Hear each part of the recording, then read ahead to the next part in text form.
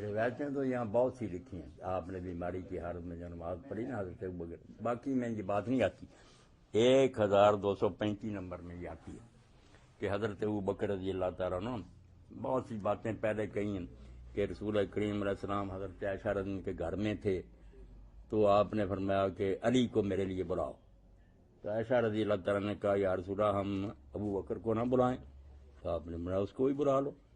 حفصہ بولیں کہ یا رسول اللہ حضرت عمر کو نہ بلائیں، میرے ابا جی کو آپ نے فرمایا ان کو بھی بلا لو. ام الفضل بولی چچی کیا آپ کے چچا عباس کو نہ بلائیں؟ فرمایا ہاں. جب اکٹھے ہو گئے تو حضور نے سر اٹھایا اور سب کی طرف دیکھا، پھر چپ رہے، پھر کوئی بات نہیں کی. وہاں آگے جا کر پھر مولانا لکھتے ہیں وحید الزمان کہ حضور نے کہا میں نے بلایا صرف علی کو تھا، ان سب عورتوں نے اپنا اپنا کہہ دیا، میں کیا کہتا، اب یہ لوگ اکٹھے ہو گئے میں بات نہیں کر سکوں گا.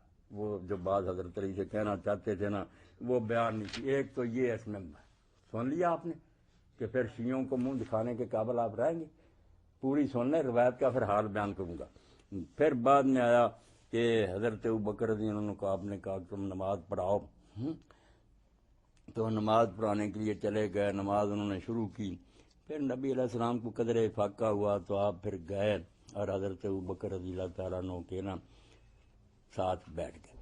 اب بیٹھنے کا ذکر کیا ہے کہ فجار رسول اللہ صلی اللہ علیہ وسلم فجارہ ثانی، حضور گئے اور ابوبکر کے دائیں طرف بیٹھ گئے. یہ راوی کی غلطیوں کی نشاندہی کرتا کہ امام تو جب حضور سے تو بائیں طرف بیٹھنا تھا، حضرت ابوبکر نے دائیں طرف کھڑے ہونا تھا، مگر اس نے غلطی سے کہہ دیا، ذہن نہیں نا ٹھیک ہے اس کا، وہ سب حوالے دوں گا، کہ کہہ دیا ابوبکر کی دائیں طرف حضور بیٹھ گئے. یہ بھی غلط بات ہوگی. پھر امام تو نہ آپ ہوئے، دائیں طرف تو امام کے بیٹھتا ہے مفتی، امام بائیں طرف ہوتا.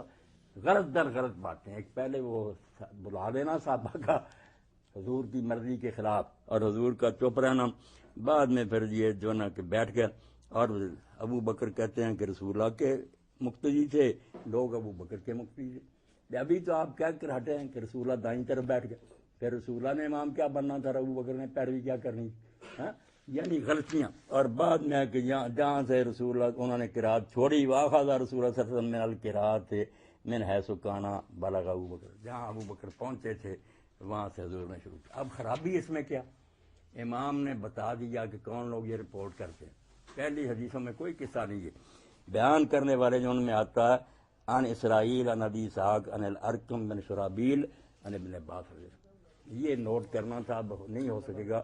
زوائد جو ابن ماجہ لکھی نا امام بصیری رحمۃ اللہ، یہ ابن ماجہ میں دوسری کتابوں سے زیادہ جو باتیں آئی نا جو باقی کتابوں میں نہیں، ان پر ہے. ان کی پھر نشاندہی کی کتنی صحیح. اس کو کہا کہ یہ روایت بالکل صحیح نہیں، کیونکہ یہ جو ابو اسحاق ہے یہ آخر میں اس کا مختلف ہو گیا تھا، ذہن دماغ صحیح کام نہیں کرتا تھا، اور اسی کی علامت ہے کہ حضور کو دائیں طرف بٹھا دیا، مختلف ہو گیا.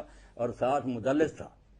مدلس ہوتا جو اصل استاد کا نام نہیں بتاتا، ان کہہ دیتا کہ فلاں سے آئی، فلاں سے تو آئی سچی ہوتی ہے، درمیان میں جو بات ہے چھوڑ دیا. یہاں بھی اس نے کیا ان ابی اسحاق الارقم بن شرابیل. دو خرابیاں، ایک مختلف ہے، ذہن ٹھیک نہیں رہا، وہ روایت خود ہی بتا رہی کہ یہ آدھی نہیں کہ امام کدھر بیٹھتا، اور دوسری طرف مدلس. اور ساتھ ہی لکھا ہے کہ امام بخاری رحمۃ اللہ علیہ کہتے ہیں کہ ہمیں اس کے بارے میں کوئی روایت نہیں ملی کہ اس ابو اسحاق نے اپنا جو ہے نا استاد بتاتا ارقم بن شرابیل سے کبھی سناؤ، کوئی سننا ثابت نہیں.